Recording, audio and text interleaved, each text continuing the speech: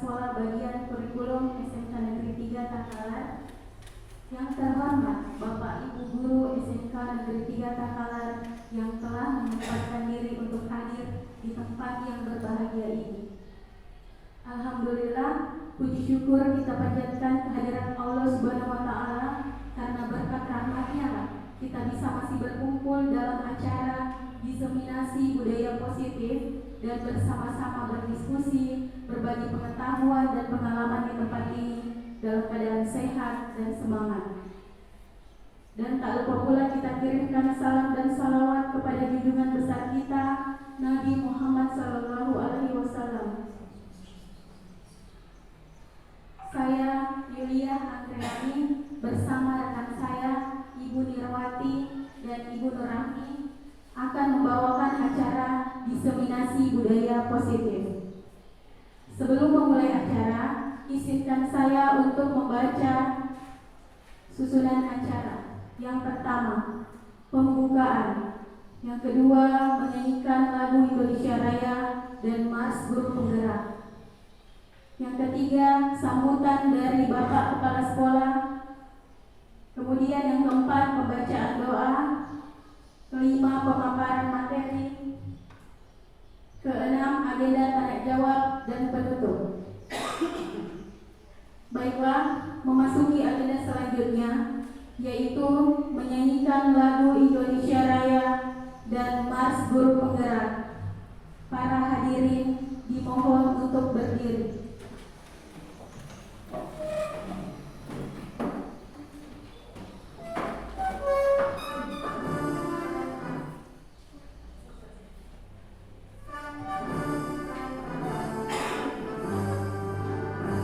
Indonesia, tanah airku, penuh tumpah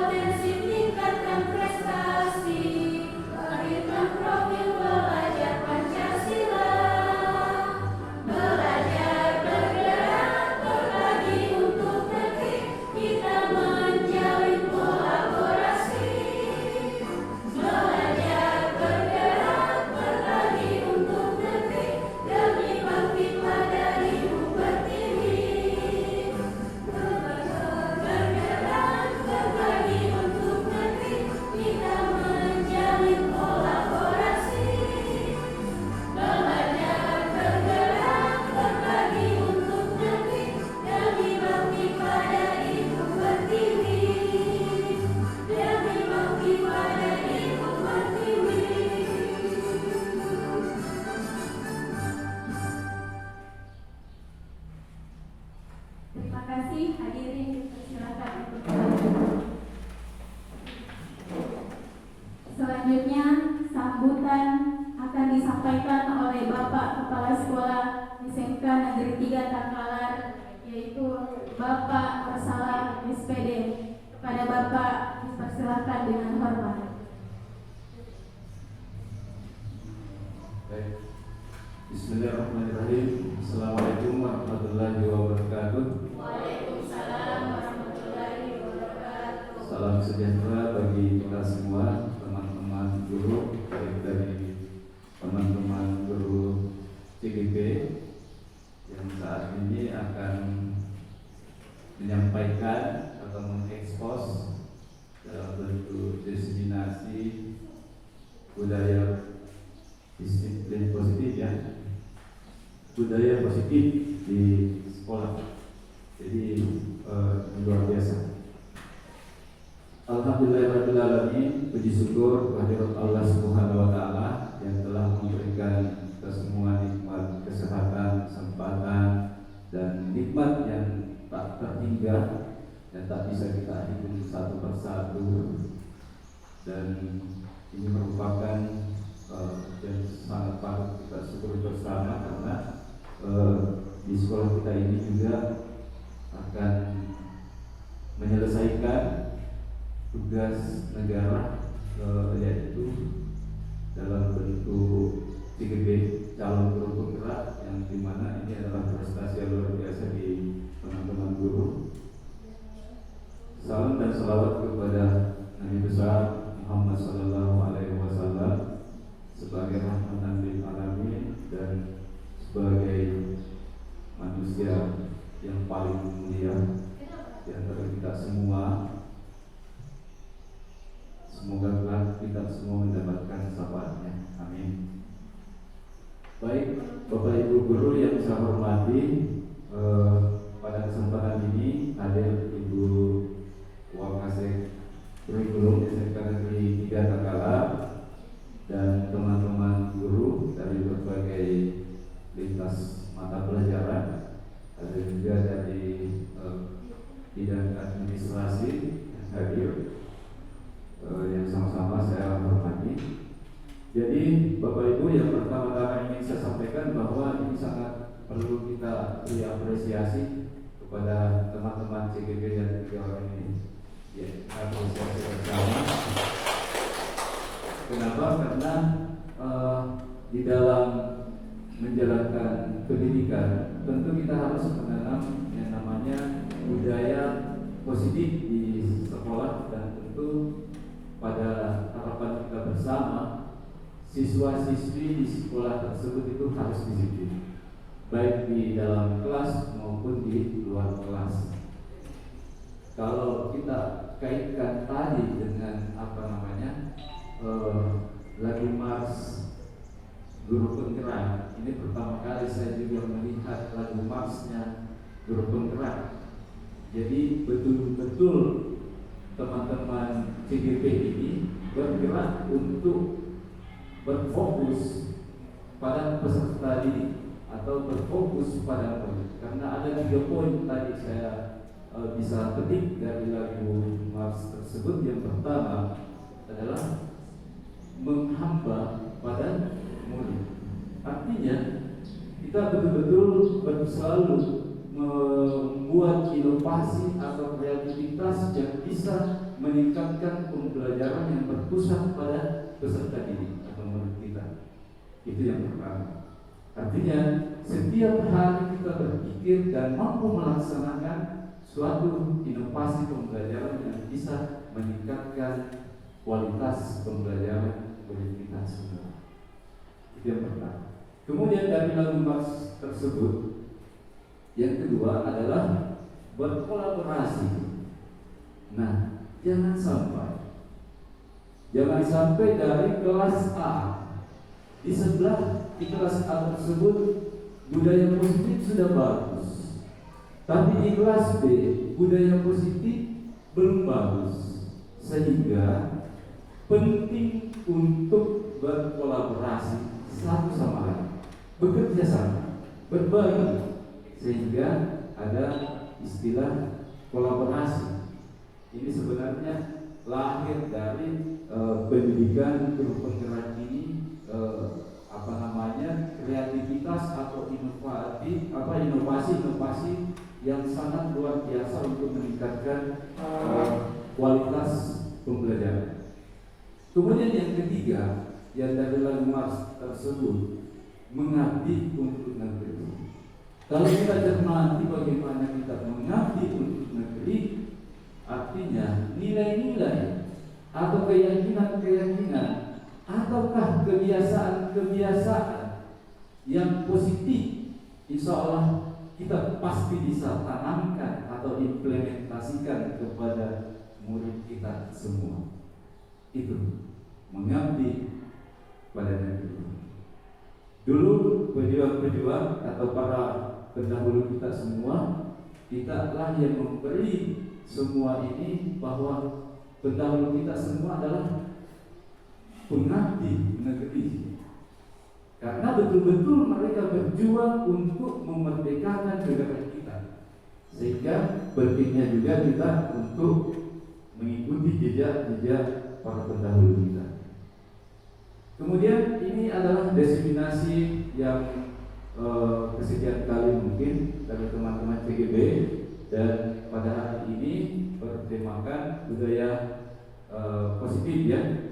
Nah, budaya positif di sekolah ini tentu semua sekolah mengharapkan pemahaman yang bermakna tentang budaya sekolah. Ya. Dan penerapannya tentu wajib sama-sama kita laksanakan.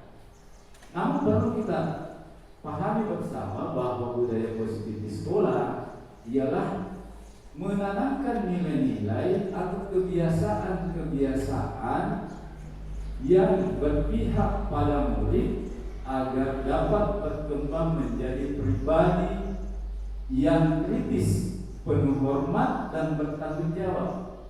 Contoh budaya positif, ibu guru atau bapak guru menemukan satu sampah plastik di depan pintu kelas, tidak menyuruh siswa, tetapi bapak ibu gurulah yang memungut sampah tersebut, memindahkannya ke tempat sampah. Itu namanya menerapkan budaya positif, tidak memberikan restitusi. Apa itu restitusi? Kebiasaan-kebiasaan yang menerapkan hukuman atau ganti rugi. Jadi teman-teman guru semua perlu kita pahami bersama bahwa budaya positif ini melahirkan disiplin positif pada kelas, sehingga perlu yang namanya kesepakatan kelas. Kesepakatan kelas inilah yang melahirkan budaya atau kebiasaan-kebiasaan yang sesuai aturan-aturan yang telah disepakati bersama. Jadi saya berharap dari kegiatan ini banyaknya teman-teman guru yang memahami bagaimana cara untuk menerapkan, bagaimana cara untuk mengimplementasikan disiplin positif dari budaya positif di kelas. Tentu harapan saya dari budaya positif ini bisa melahirkan disiplin positif pada keberhasilannya tentu bisa dilihat dari kegiatan guru bisa melakukan refleksi dinamika kelas untuk menerapkan kesepakatan kelas. Jadi Bapak Ibu guru diharapkan untuk melakukan refleksi dinamika kelas untuk membuat kesepakatan di dalam kelas. Biasanya sebelum dilakukan kegiatan baik di webinar ataupun di pelatihan-pelatihan ada aturan pertama kali disampaikan. Misalnya pada kegiatan ini handphone dimatikan. Pada kegiatan ini peserta hadir 5 menit sebelum kegiatan dimulai. Nah, itu bentuk atau contoh-contoh kesepakatan kelas yang menerapkan disiplin positif. Kemudian dimensi yang kedua, teman-teman Bapak Ibu guru yang bisa lakukan adalah penguatan positif terhadap perilaku yang sesuai atau mendukung kesepakatan kelas. Jadi Bapak Ibu semua melakukan penguatan positif seperti yang contoh tadi saya sampaikan. Bapak Ibu menemukan sampah di depan pintu kelas, bukan menyuruh, bukan memarahi siswa, tetapi mengambil, memungut sendiri lalu memindahkannya. Itu merupakan penguatan. Kemudian dimensi yang ketiga, bagaimana Bapak Ibu guru memfasilitasi murid untuk menyadari konsekuensi atau memperbaiki perilaku melanggarnya. Nah, ini berkaitan tadi dengan restitusi. Jadi bagaimana cara kita untuk membuat perbaikan-perbaikan di dalam menyadari hal-hal pelanggaran tadi, sehingga tidak terjadi pengulangan, tidak ada lagi pelanggaran di kemudian hari. Mungkin itu yang bisa saya sampaikan pada sambutan ini. Saya berharap pada teman-teman CGP mampu menyebarkan pemahaman yang bermakna tentang peningkatan kualitas pembelajaran, bukan hanya pada penerapan disiplin positif di sekolah, ya. Banyak pembelajaran yang bermakna yang lainnya yang teman-teman CGP bisa imbaskan kepada teman-teman yang lain yang belum masuk pada CGP. Mungkin demikian. Mohon maaf bila ada kekurangan. Billahi taufiq wal hidayah. Assalamualaikum warahmatullahi wabarakatuh. Waalaikumsalam warahmatullahi wabarakatuh.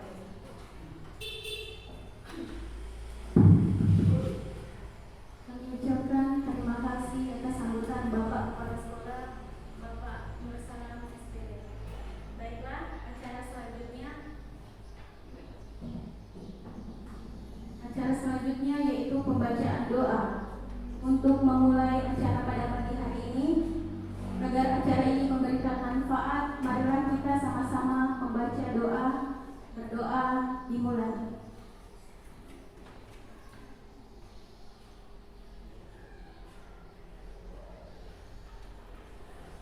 Selesai.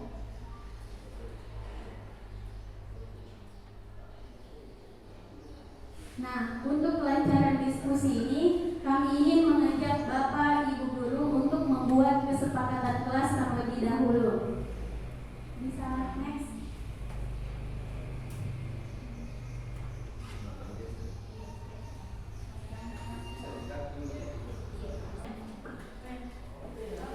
Apalagi nanti di sini.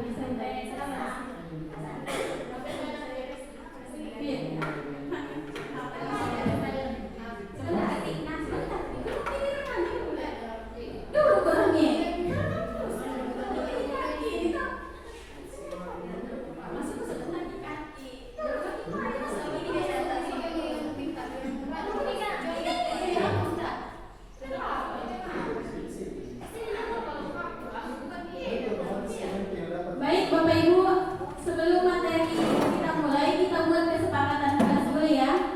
Di sini sudah ada 2 kesepakatan yang kemarin dipakai, yaitu yang pertama menjaga kebersihan ruangan, yang kedua saling menghargai pendapat. Kira-kira kesepakatan kelas apa lagi yang ingin ditambahkan?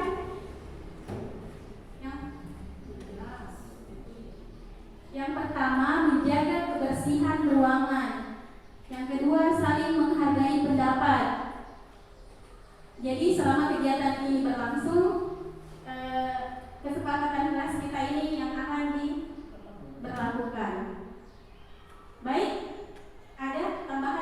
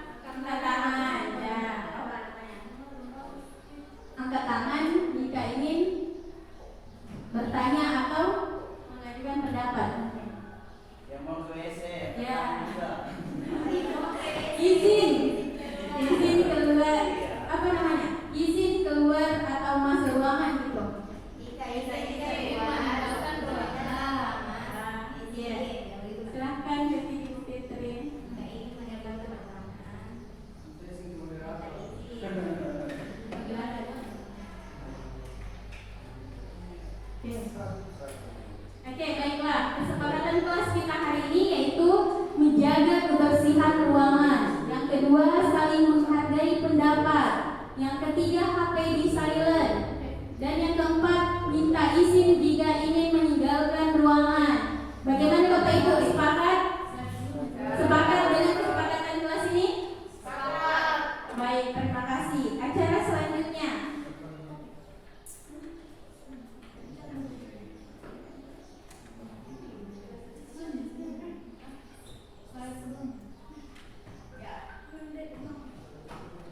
Baiklah, adapun topik kita hari ini yaitu yang pertama, perubahan paradigma besar. Yang kedua, disiplin positif dan nilai-nilai kebajikan universal. Yang ketiga, teori motivasi, hukuman dan penghargaan, serta restitusi. Yang keempat, keyakinan kelas. Yang kelima, kebutuhan dasar manusia dan dunia berkualitas. Yang keenam, 5 posisi kontrol, dan terakhir segitiga restitusi. Baiklah, selanjutnya pemaparan materi perubahan paradigma oleh Ibu Nirwati SPDM Home. Kepada beliau dipersilakan.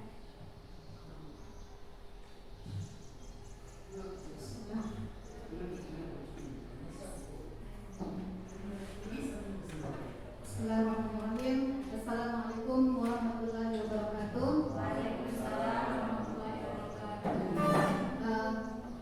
Sebelumnya saya harus menyampaikan dulu bahwa kami bertiga di sini bukan untuk mengajar Bapak Ibu sekalian, tapi kita berbagi ilmu dan berbagi pemahaman dan berbagi pengalaman. Jadi topik yang akan saya bawakan pertama yaitu perubahan paradigma besar. Namun sebelumnya kita perhatikan pertanyaan pemantik di atas. Pertanyaan pemantik yang pertama, setujukah Bapak Ibu bahwa hukuman dapat mendisiplinkan anak? Setuju? Apa kira-kira alasannya? Ada tidak bisa memberikan pendapatnya kenapa menurut Bapak hukuman dapat mendisiplinkan anak? Ya, jadi saya mengatakan bahwa hukum itu dapat mendisiplinkan seorang anak karena ketika dia melakukan suatu kesalahan kemudian kita berikan suatu hukuman, maka itu dia akan belajar dan kesalahan ini dia kerja melakukan akhirnya. Kalau saya melakukan ini pasti akan mendapatkan hukuman yang tidak dimakan.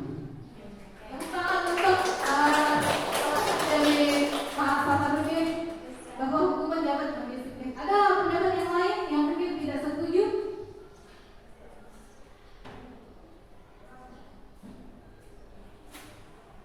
Tidak ada lagi? Oke, next. Pertanyaan kedua. Pemberian hukuman dengan hal positif seperti membaca atau membersihkan halaman sekolah dapat meningkatkan disiplin anak. Setuju atau tidak, Bapak? Setuju. Ada pendapat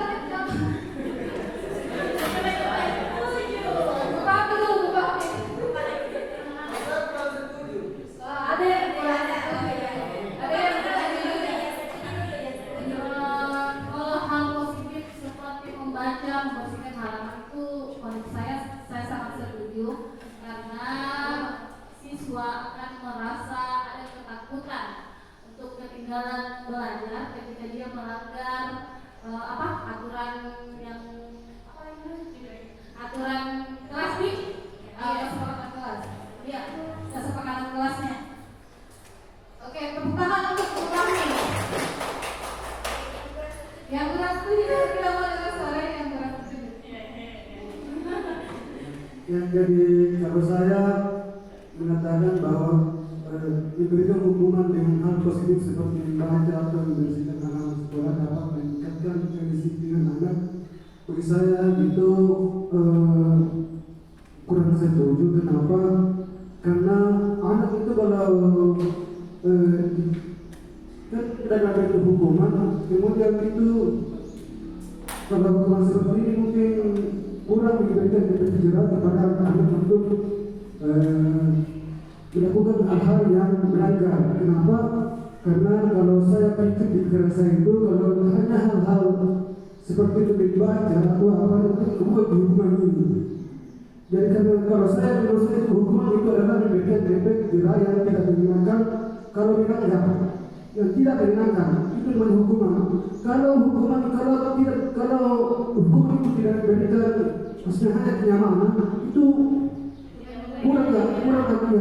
Siswa itu kurang disikapkan.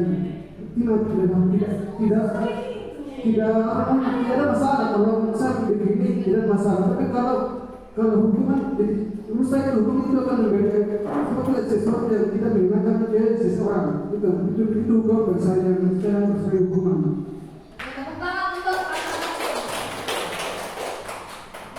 Oke, pertanyaan ketiga. Memberi penghargaan dapat meningkatkan motivasi belajar anak. Setuju atau tidak Bapak Ibu Guru? Setuju. Ada yang bisa mewakili teman-teman memberikan pendapatnya? Alasannya?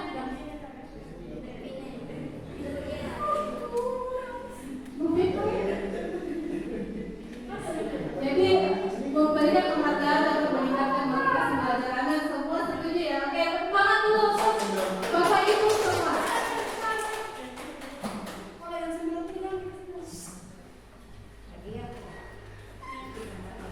Jadi pertanyaan di atas itu sangat erat kaitannya dengan paradigma, perubahan paradigma dalam pembelajaran.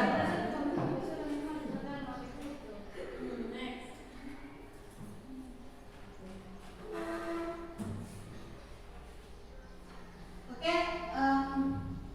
next.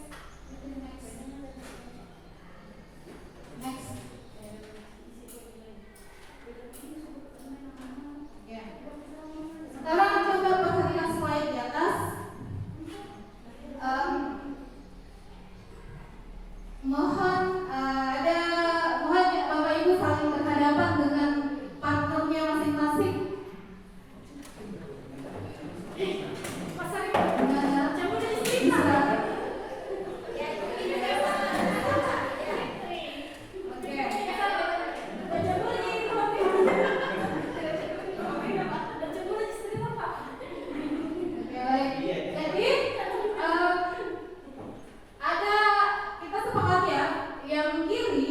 Yang bagian kiri adalah kelompok A, sisi A, kanan adalah B.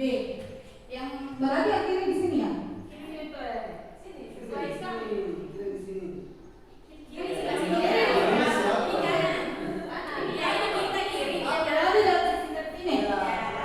Berarti Ibu Eka ke belakang itu kiri. Ibu Nana ke belakang itu kanan. Bu Fitri ke belakang kanan. Pak Sapa dengan Ayu kiri. Oke. Jadi anggap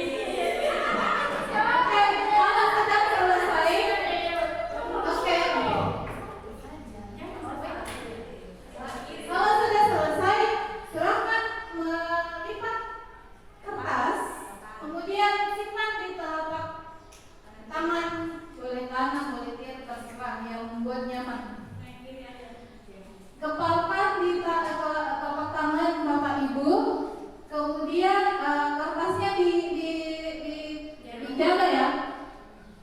Kemudian bagian sisi kanan, Bapak Ibu sisi kanan, coba membujuk atau memaksa yang bagian kiri untuk membuka kertas yang ada di dalam kepala kanan Bapak.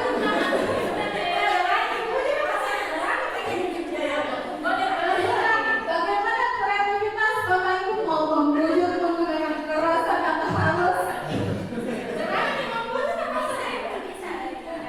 Menghina silakan Bapak Ibu yang bagian kami.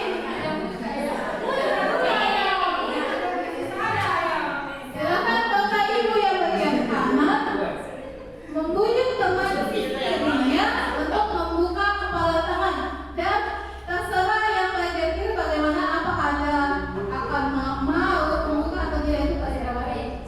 Tapi pokoknya kreativitas Bapak Ibu sekalian bagaimana berhasil membujuk teman di dekatnya untuk memperlihatkan kertasnya.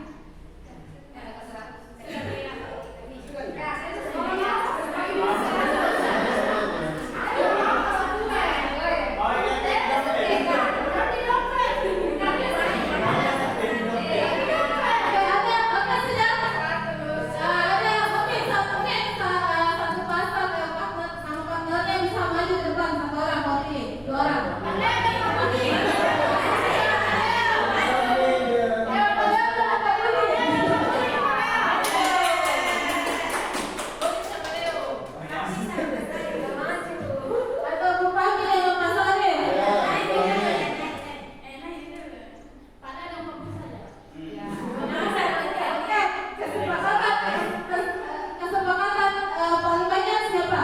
Buka HP atau Pak Leo dan Pak Budi?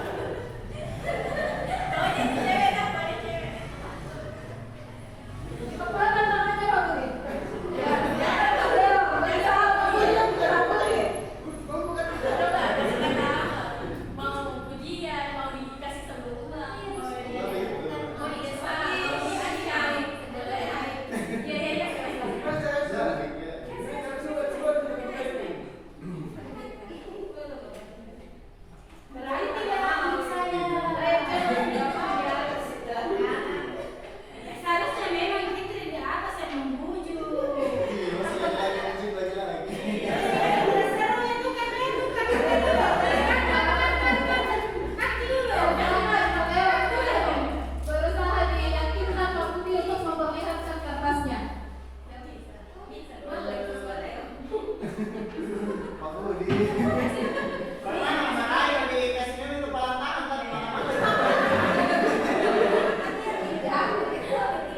Oke Pak Budi, bisa saya lihat di tangan tapi tidak. Tangan kanan tapi di sini ya. Kertas, bisa lihat kita di sini Pak. Bisa tidak saya lihat di sini?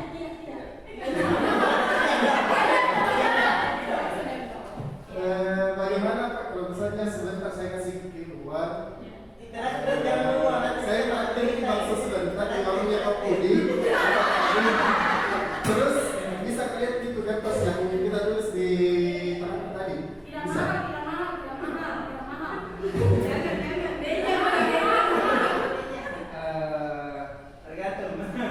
Tergantung porsi yang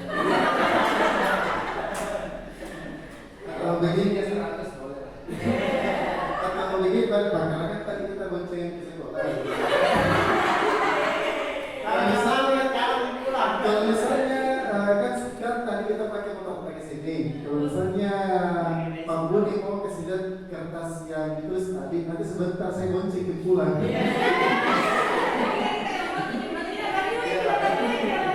Bisa tidak Mas lihat segala kertasnya?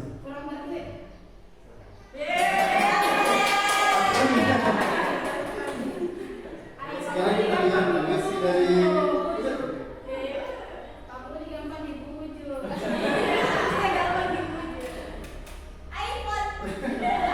jadi untuk tulisan dari Pak Budi tadi dia menulis iPhone. Mungkin Pak Budi mau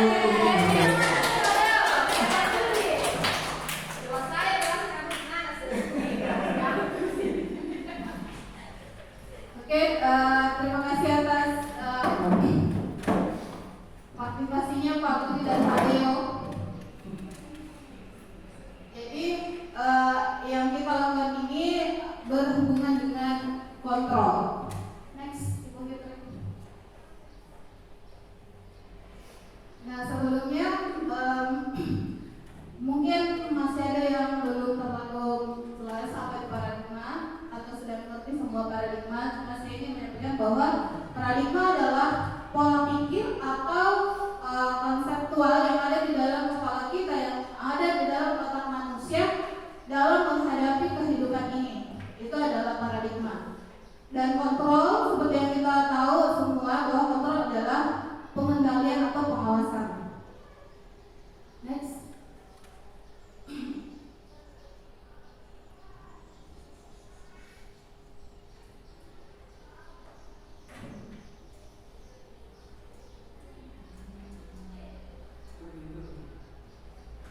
Oke, jadi seorang psikolog atau sekaligus pendidik yang bernama William Glasser mencoba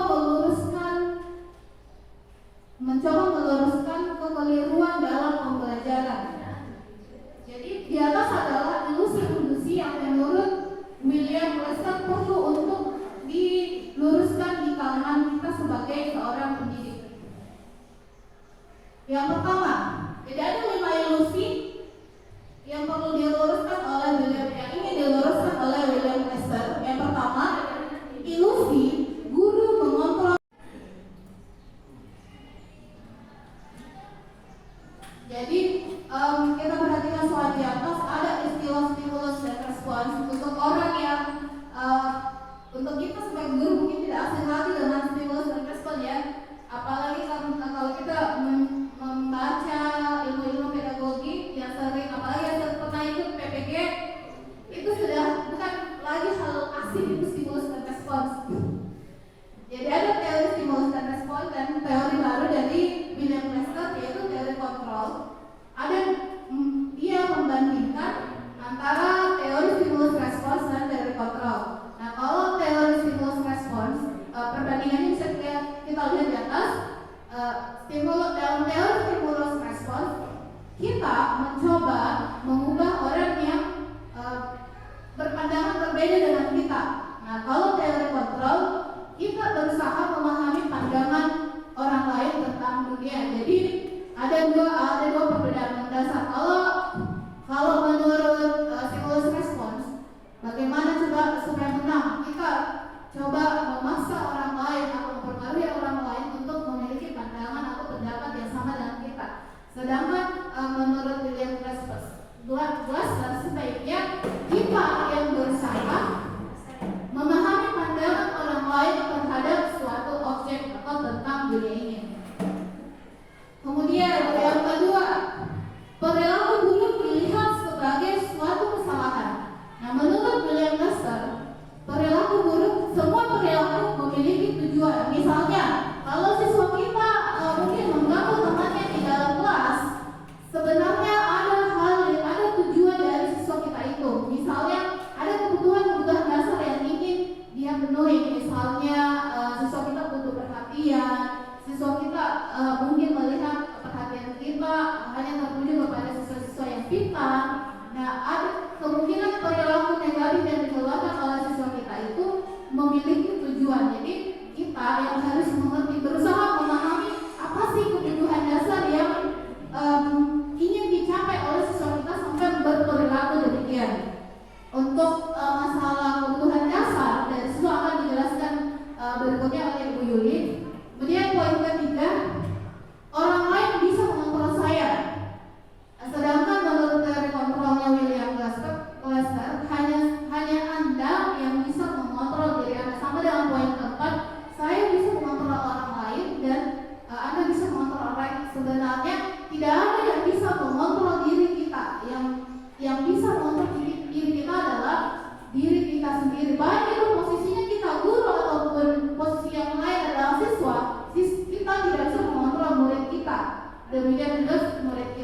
bagaimanapun ancaman dia tidak bisa mengontrol kita. Yang bisa mengontrol diri mereka siswa adalah diri mereka sendiri.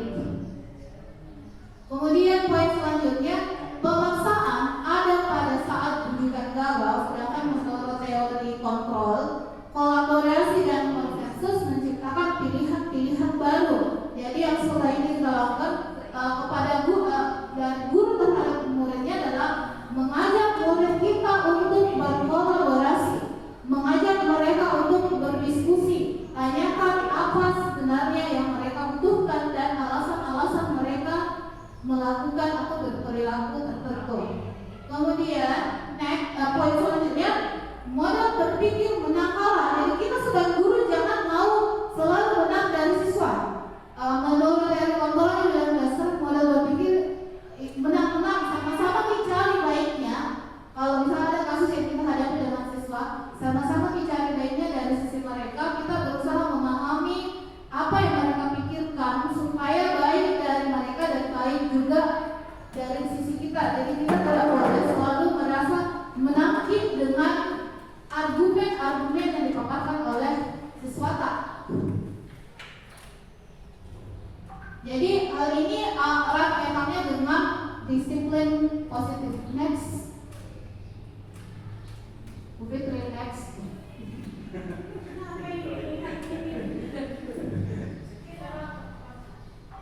Jadi yang slide sebelumnya itu dirangkum di atas di warna biru, itu adalah hal-hal yang harus kita pikirkan sebagai seorang guru dalam menghadapi siswa-siswa kita.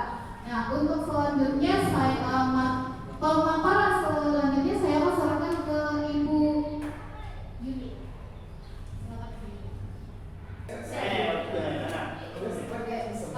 Sedikit saya tanggapi kalau Afrisal, ya saya juga mengajar di Afrisal. Hanya belum sih sebenarnya ada yang pasti cara untuk hanya kita saja yang belum menjaga secara personal itu anak. Itu tantangan bagi kita. Nah, saya juga sudah pernah mengajar Afrisal. Anaknya memang berbeda dari yang lain. Dia termasuk ciri siswa yang spesial. Hanya memang belum pernah didekati secara personal. Itu biasa sendiri. Biasa pernah bisa tanya apa sebenarnya yang mau yang Afrisal, tapi ya hanya sebatas seperti itu. Belum pernah didalami baik-baik. Mungkin perlu juga komunikasi dengan orang tuanya karena kita tidak tahu seperti apa di rumahnya. Jadi butuh juga sinergi antara guru dan orang tuanya Afrisal. Oke, saya lanjutkan. Ini aslinya kasih 90. Aslinya tuh ada sesuatu. Slide 34. Slide 34. Next.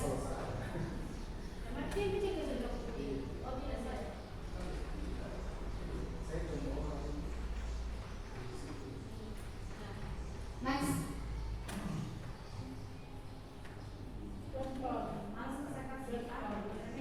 Next. Itu sudah pasti.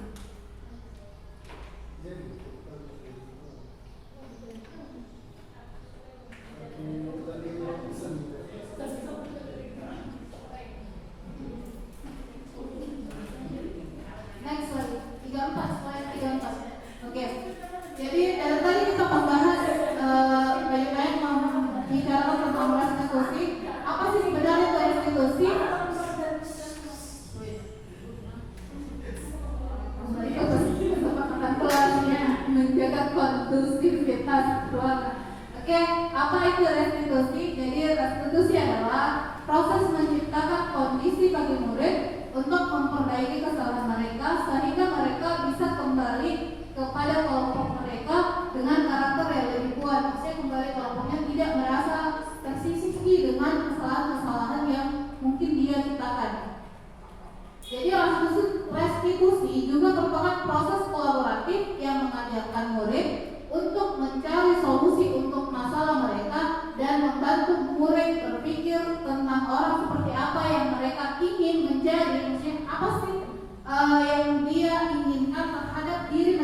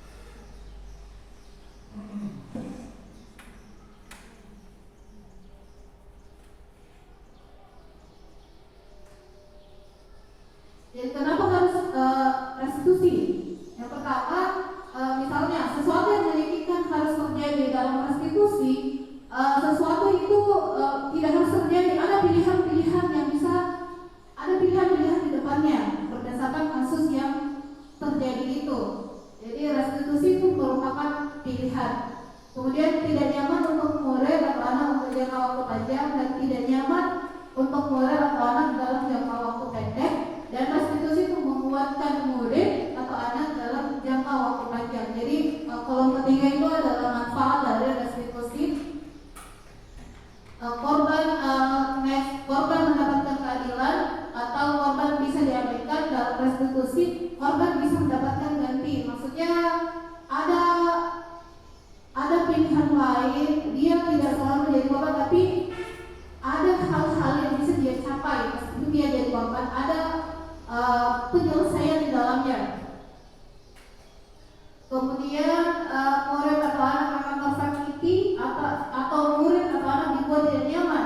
Dan dalam restitusi itu anak mendapatkan penguatan dari meskipun anak itu bersalah melakukan sesuatu yang salah, pasti ada sesuatu yang dia sembunyikan, pasti ada tujuannya, kebutuhannya yang dia ingin penuhi. Jadi kita berusaha memberikan mereka penguatan, karena bagaimanapun tujuan pendidikan adalah membuat anak kita belajar secara nyaman dan mendapatkan tujuannya berhasil dalam masa depannya. Kemudian manfaat selanjutnya restitusi itu masalah akan terpecahkan. Murid belajar bertanggung jawab untuk perilakunya, fokus pada pemecahan masalah dalam jangka waktu yang panjang, bukan hanya selesai misalnya dia melakukan kesalahan kemudian kita hukum hanya selesai saat itu, tapi dalam hatinya itu bisa saja ada rasa benci dan dendam kepada gurunya, dan juga besok-besok dia akan melakukan lagi kesalahan yang sama. Nah, tujuan restitusi, manfaat restitusi salah satunya adalah tujuan jangka panjangnya. Kemudian apa yang kamu yakini dalam contoh-contoh pertanyaan yang bisa kita tanyakan kepada anak kita, apa sebenarnya yang kamu yakini, apa yang bisa kamu lakukan. Jadi dibangun situasi kondisi yang santai dengan mereka, dengan membuat situasi itu tegang. Next.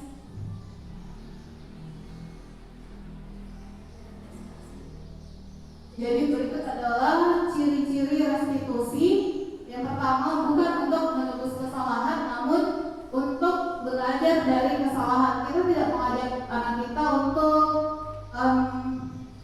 menebus atau membayar kesalahannya, tapi kita dorong mereka untuk belajar dari apa yang sudah mereka lakukan. Kemudian tujuan yang ciri-ciri yang kedua, memperbaiki hubungan antara dia dan temannya dan hubungan antara kita dengan murid kita. Kemudian ketiga, tawaran bukan paksaan. Jangan memaksa anak kita melakukan sesuatu yang berat untuk dia lakukan. Kita menawarkan, tentu saja tawaran kita juga tawaran yang membangun. Jangan hanya memberikan keleluasaan dia untuk berbuat, atau yang misalnya dia meminta dia mau misalnya buang sampah saja, atau pokoknya kita yang menentukan, memberikan tawaran-tawaran yang membuatnya berpikir, membuatnya tidak ingin melakukan sendiri, melakukan lagi, atau membuatnya sadar bahwa itu adalah hal yang salah. Kemudian ciri keempat, restitusi menuntut untuk melihat ke dalam diri. Ciri kelima, restitusi mencari kebutuhan dasar yang mendasari tindakan. Kebutuhan dasar maksudnya apa sih yang kamu butuhkan itu, kenapa sebenarnya, apa sih yang kamu mau. Itu ciri-ciri kita mendeteksi kebutuhan dasarnya itu anak berperilaku tertentu. Kemudian ciri keenam, restitusi diri adalah cara yang paling baik. Kemudian ketujuh, restitusi fokus kepada karakter bukan tindakan. Jadi kita fokus kepada karakter dalam dirinya ini anak. Kemudian restitusi fokus kepada solusi, dan restitusi mengembalikan murid yang bersalah kepada kelompoknya. Karena biasanya dalam penanganan yang kita lakukan bisa jadi anak itu merasa terkucil. Jadi tugas kita adalah membuat dia tidak merasa terkucil, tidak merasa down, tapi membuat dia sama kembali bergabung dengan teman-temannya yang lain. Jadi demikianlah ciri-ciri restitusi. Nah, berikutnya SPG, Ibu Yuli mungkin mau memberikan SPG biar tidak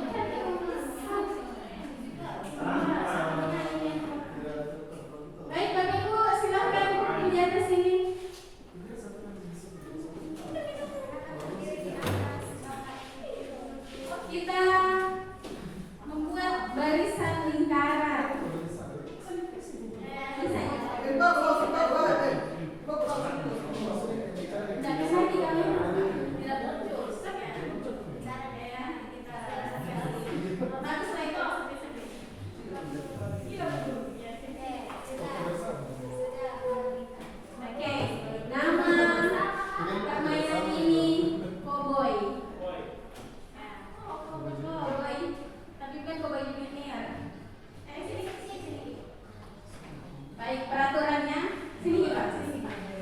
Peraturannya saya di tengah sini.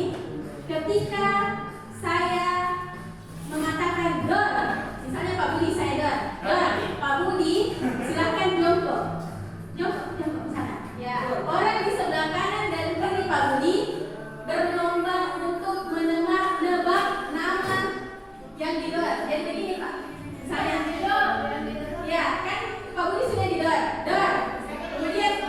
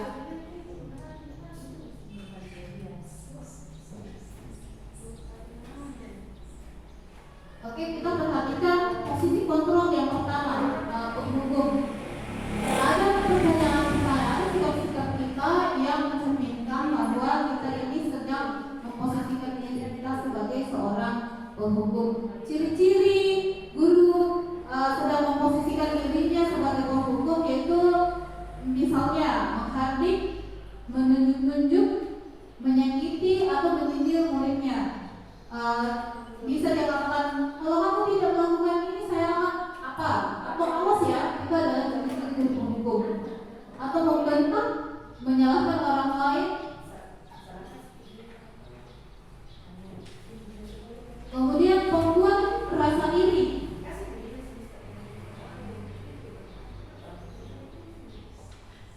Oke, maaf, sorry. Jadi penghukum ini hasil yang biasanya ketika guru menghardik siswanya, maka hasil yang didapatkan dari seorang siswa bisa jadi siswa kita bisa memberontak atau menyalahkan orang lain dan berbohong. Kemudian mereka dengan dunia berkualitas, murid meletakkan guru di luar dunia berkualitas. Kemudian misalnya dia murid akan berkata biasa saja, nanti juga marah-marah lagi. Atau dampak pada muridnya, dia akan mengulangi kesalahan yang sama. Nah, itu adalah posisi kontrol kalau kita memposisikan diri kita sebagai seorang penghukum. Kemudian posisi kontrol lain, membuat rasa bersalah. Biasanya guru akan berceramah dan mengatakan seharusnya kamu begini, ibu kecewa sama kamu, atau kamu membuat ibu kecewa, kamu mengulangi lagi kesalahan yang sama lagi. Dan ada guru juga biasanya berkata, kamu seharusnya kamu sudah tahu, ibu lelah sekali. Biasanya ini gurunya menyampaikan dengan lemah lembut, tapi kayak mengelasi. Itu berarti gurunya memposisikan dirinya sebagai pembuat rasa bersalah. Nah, hasilnya murid bisa menyembunyikan dan menyangkal kebohongannya. Kemudian kaitan dengan dunia berkualitas, murid meletakkan guru di dalam dunia berkualitas. Murid bisa berkata maafkan saya, atau pokoknya dalam diri murid ini dia merasa bersalah sekali dan merasa rendah diri. Posisi kontrol yang ketiga adalah guru memposisikan dirinya sebagai seorang teman untuk muridnya. Jadi biasanya guru membuatkan alasan-alasan untuk muridnya. Kita tidak memungkiri kadang-kadang ada guru yang membela muridnya, apalagi kita seorang wali kelas. Meskipun kita tahu bahwa murid kita yang salah, kadang-kadang kita malah yang membuatkan alasan-alasan untuk murid kita. Nah, guru seperti ini memposisikan dirinya sebagai teman. Guru biasa berkata, ayolah, lakukanlah demi ibu. Atau masa kamu tidak mau, ibu ingat ibu pernah membantu. Jadi hasilnya siswa kita akan merasa ketergantungan. Suatu saat dia mengalami satu persoalan dalam pembelajarannya, dia akan selalu membutuhkan pertolongan dari kita. Jadi guru kurang mandiri.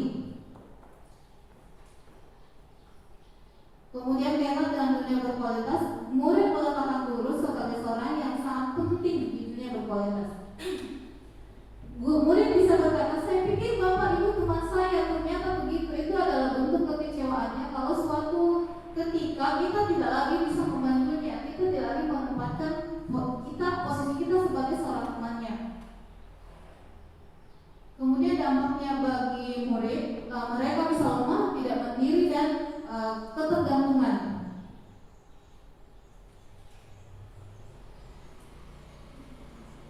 Posisi kontrol yang keempat, pemantau. Guru berbuat posisi pemantau ini biasanya punya data yang setiap yang dilakukan oleh siswanya. Dia catat tanggal segini siswa ini begini. Ada data-data yang dipegang oleh guru yang memposisikan dirinya sebagai pemantau. Dia biasanya mengukur dan menghitung hal-hal yang dilakukan oleh siswanya. Misalnya, dan guru biasanya berkata, apa peraturannya? Tanggal segini kamu biasanya ini dilakukan oleh guru BK ya. Tanggal segini kamu melakukan ini. Kamu tahu tidak apa peraturan yang sudah kita sepakati? Itu ciri-ciri guru sebagai pemantau. Kemudian hasilnya siswa akan menyesuaikan diri bila diawasi saja. Jadi tidak ketika gurunya sudah tidak ada, dia akan merasa bebas melakukan apapun. Kemudian karena dalam dunia berkualitas, murid melakukan Meski peraturan murid meletakkan guru, peraturan dan hukum di dunia berkualitas. Muridnya bisa berkata, berapa banyak bintang yang saya peroleh? Ini misalnya bintang, misalnya kalau kita kasih siswa tugas dan kita iming-imingi dengan tanda bintang di absennya atau hadiah, maka setiap kali kita meminta dia melakukan hal yang sama, dia pun akan meminta hadiah lagi, atau dia minta bonus lagi, tambahan nilai lagi, bintang lagi. Jadi setiap dia akan melakukan sesuatu, dia akan berapa ini bintangku, harusnya berapa ini bintangku. Maka itu adalah respons murid yang terbiasa memantau, terbiasa diiming-imingi oleh sesuatu oleh gurunya.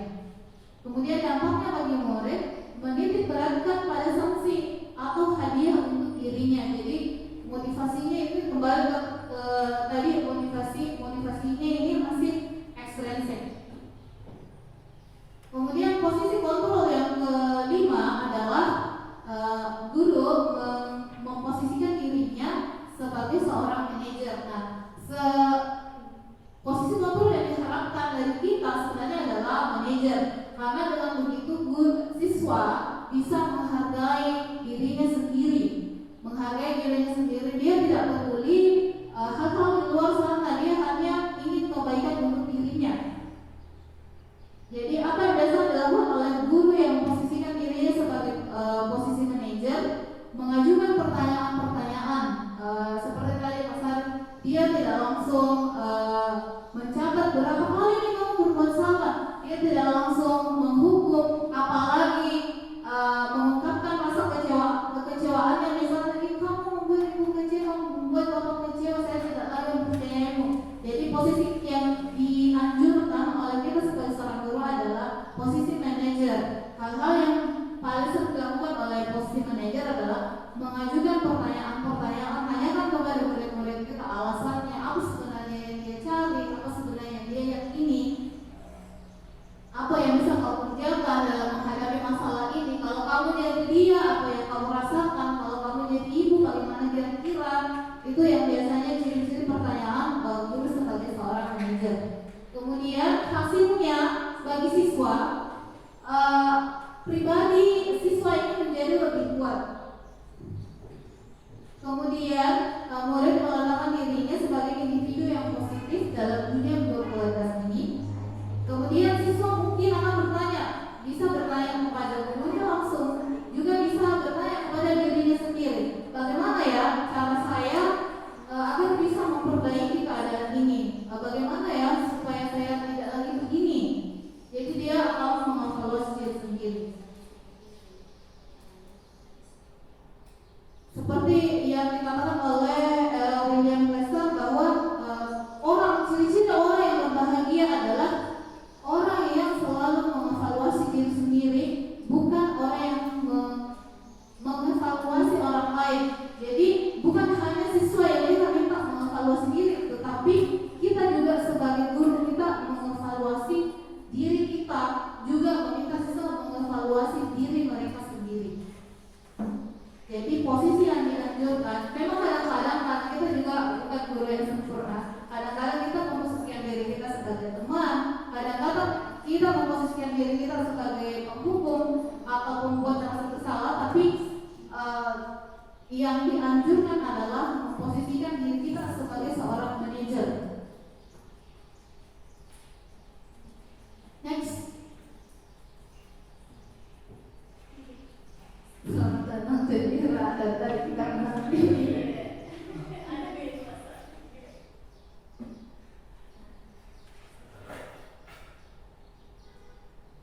Nah, berikut kita bisa lihat di atas pernyataan-pernyataan bahwa misalnya pertama ini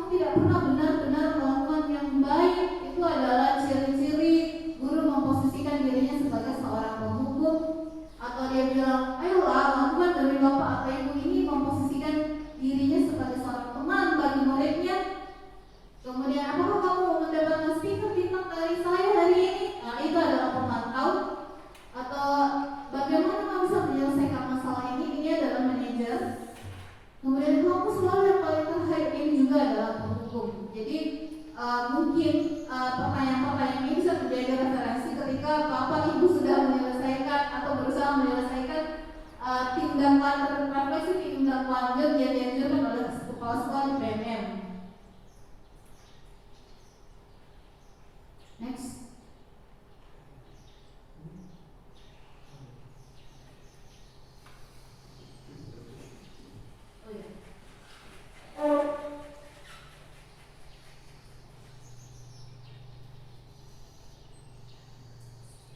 Jadi nilai-nilai sebagai pemantau itu dia memperhatikan konsekuensi dan hadiah. Kalau nilai-nilai manajer adalah dia berusaha memperbaiki semua hal, misalnya dari gurunya, dari siswanya, dari kasus dan dari teman-teman yang ada di sekitarnya.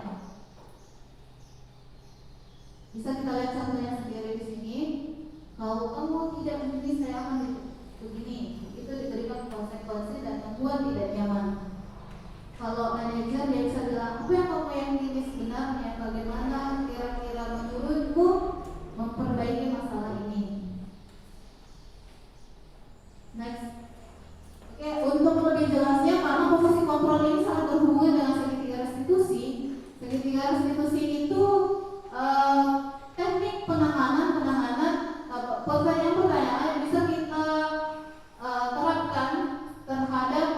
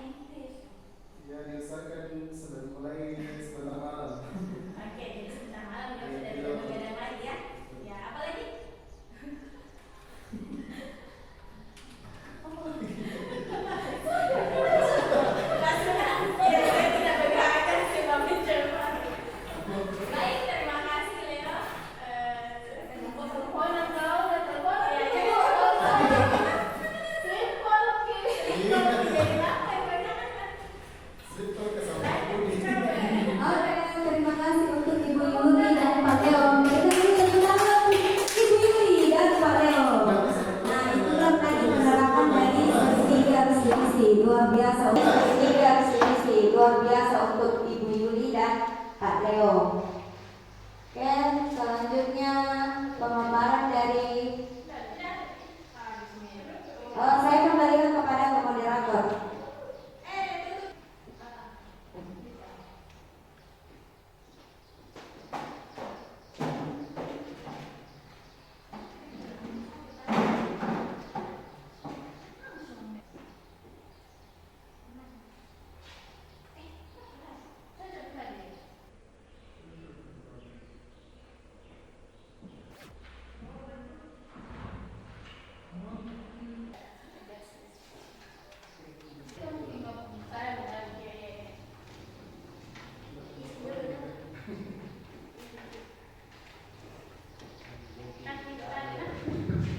Assalamualaikum warahmatullahi wabarakatuh.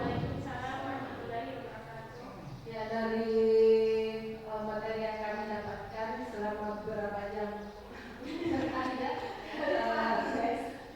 saya dapat menarik kesimpulan dan ada semacam